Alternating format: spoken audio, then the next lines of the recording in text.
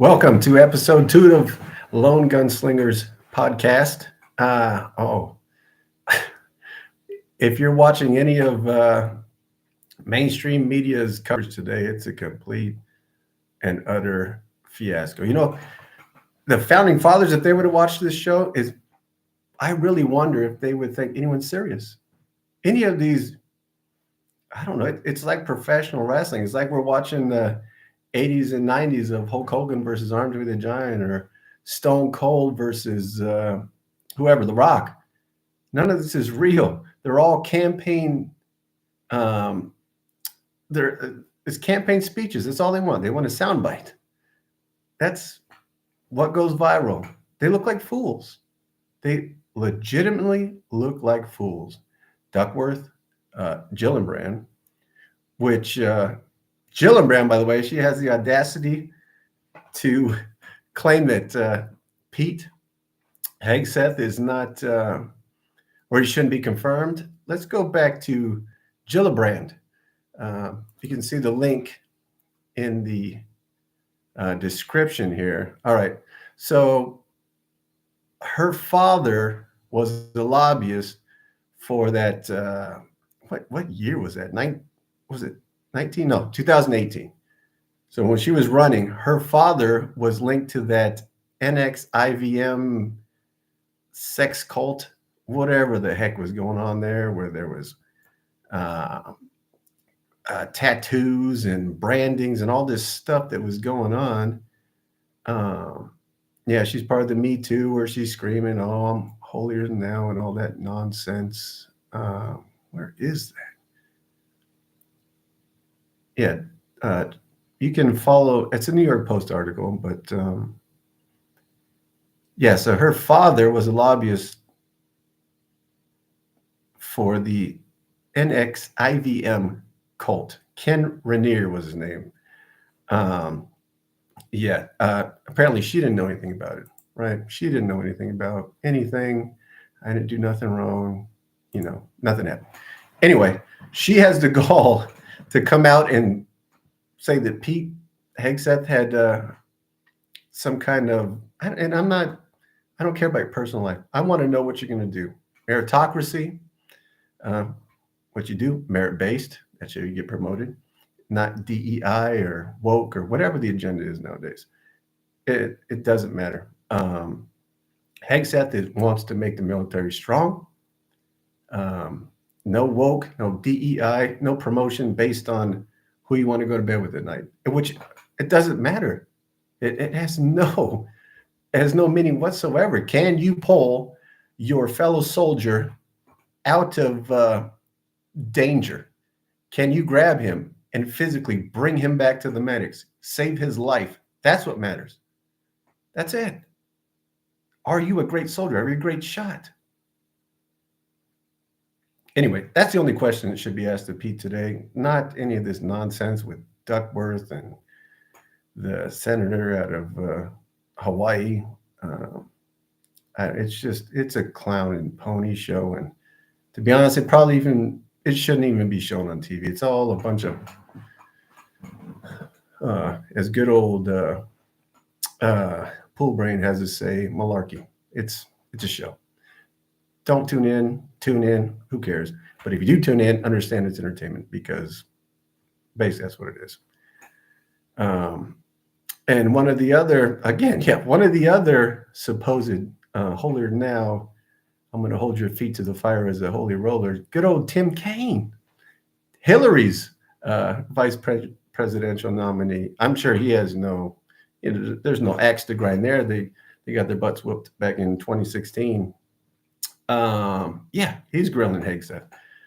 And what was that? Oh, that's right, Tim Kaine. Your son was one of the 8 charged with disrupting a pro-Trump rally back in 2017. And it wasn't sitting down and singing Kumbaya.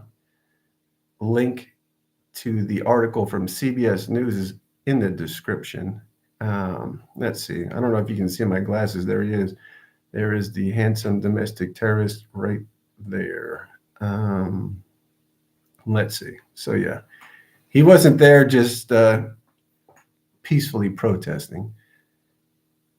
He was with the along with the others. He was part of the group that tried to enter through a second floor staircase by pushing and shoving and eventually employing smoke bombs, mace, fireworks, and basically just putting everyone's well-being at risk there. But Tim Kaine wants to come out and say that Hegseth is not someone who should be taken seriously. Please, you were Hillary's vice presidential candidate.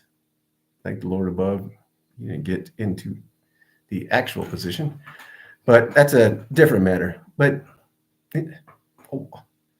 seriously, no one is going to listen to what you're saying. You have an axe to grind. Ask him his credentials. Ask him what he's done. What's he believe? End of story. No yelling. No show. Facts, please. Facts. And these are facts, what we're stating here at Lone Gunslinger Podcast. His son was arrested for mace, fireworks, inside a trying to get into a pro-Trump rally. If anything, he should have been removed from a vice presidential nomination. Anyway, all right, on to the next story. We have ISIS saying that the New Orleans attacker, this is also in the description, the link to the article from the New York Times, by the way. Not reputable, but if they're posting it, you know that they've scrubbed it and made it the least worrisome look that they have. Anyway, he's saying that that New Orleans attacker was inspired by them, but they had nothing to do with it. All right, sure, that's great. It doesn't matter anyway. We have created an environment in America where you're pro-American, I don't even know what the heck they call it. You're racist if you're pro-American, you're sexist, you're whatever. All Americans want is to live life free and safe, and that's it. You don't open the border, bring people in here with different ideologies.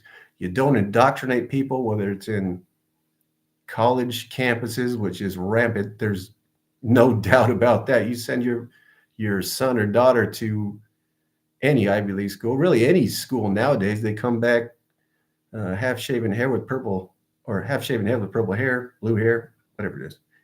Anyway, you know what I'm saying. It's not the same. You don't go to the institution to learn anymore. You go to be radicalized. Fort Smith, where the ISIS supposed sympathizer who did the attack on New Orleans, a terrorist is what he is. Fort Bragg, and he was raised in America, so he's been radicalized somewhere along the way, which counterterrorism units for 20, 15 years now have been warning about. There is a large indoctrination of our fellow citizens.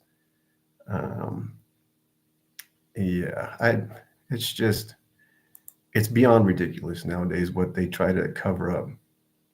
Everyone with half of a nickel of common sense knows that there's an agenda to all of this. The next news story was, if you watched Jimmy Carter's funeral, you saw that Michelle wasn't there, which, quick side note, Jimmy Carter's daughter, I believe, was also a protester when she was a teenager against his rival, but that's near the here and now. So Michelle Obama didn't attend Jimmy Carter's funeral because she was in Hawaii on vacation. And when Hawaii, at least your PR team should come up with something better than that, right? You would think. Anyway, now she says she's going to skip Trump's inauguration, but Barack Clinton, and Bush will be there. I mean, who really cares?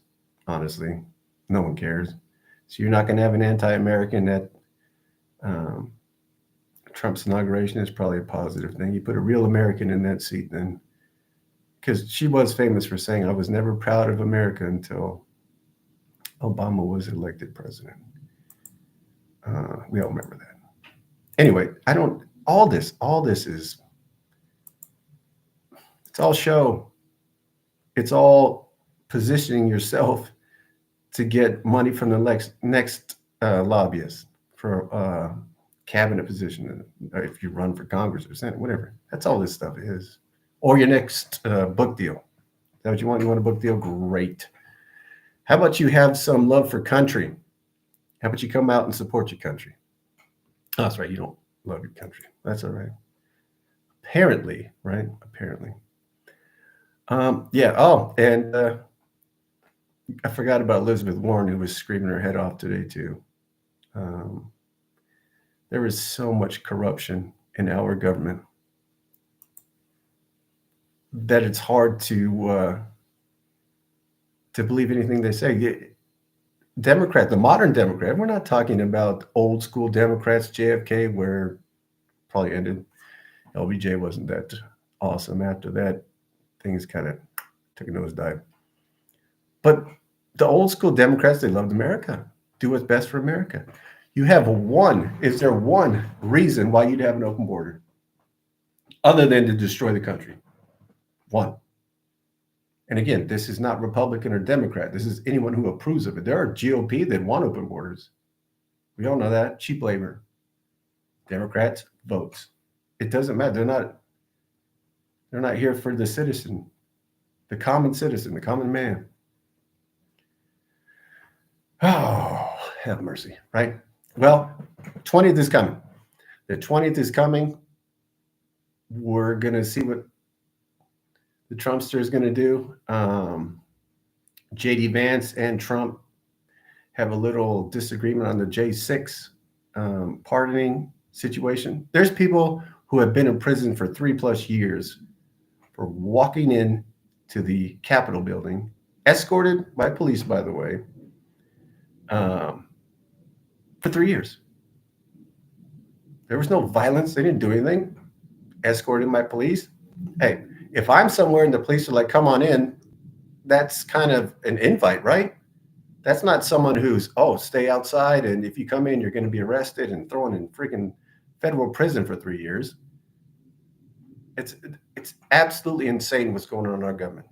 So J.D. Vance, Trump, they have a little disagreement. Trump kind of is pushing for a full pardon for everyone. Deal with it afterwards. J.D. Vance wants to meticulously go through everyone's interaction at the Capitol. I'm a little on Trump's side because you can, pardon the pun, but you can trump up charges, right? We just saw it in New York with, matter of fact, President Trump. They raised a misdemeanor that wouldn't be charged for anything into 34 felonies. It's complete corruption. So Trump's been there. He knows what the heck's going on. I'm siding with the Trumpster. Vance, jury's out. I like Vance. He's sure put a lick into the Democrats so far. So it's a minor disagreement. Nothing wrong with that. But definitely when you see a grandma with a flag smiling for the camera, taking a selfie in the Capitol building, and you want to throw her in federal prison, you're part of the problem as far as I'm concerned. Yeah. Oh, and one last part of big, it is pretty big news. Trump took to True Social, and he's going to implement, let's see here, I want to read it verbatim. I don't want anyone saying that we're making up stuff. All right. So Trump went to True Social, and basically Americans are being taxed. Foreign governments are making money off of us.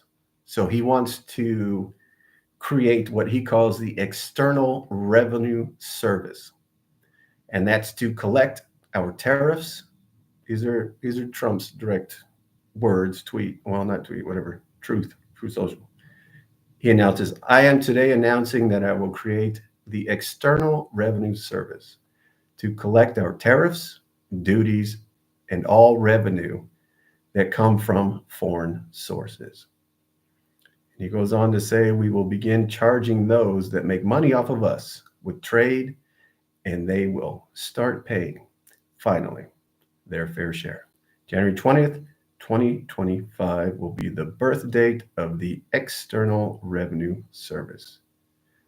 Make America great again. All right. Hey, can't argue with that. I mean, they're taxing the heck out of us average Americans, right? Might as well implement some sort of taxation on the people who are using us, the taxpayers, to prop up the economy of the world. Anyway, that's episode 2. It's been great. 2, we're going to keep rolling. We're going to keep improving things. We're just figuring this stuff out as we go right here. So I thank you for watching. I appreciate every view. God bless America, and God bless my fellow Americans.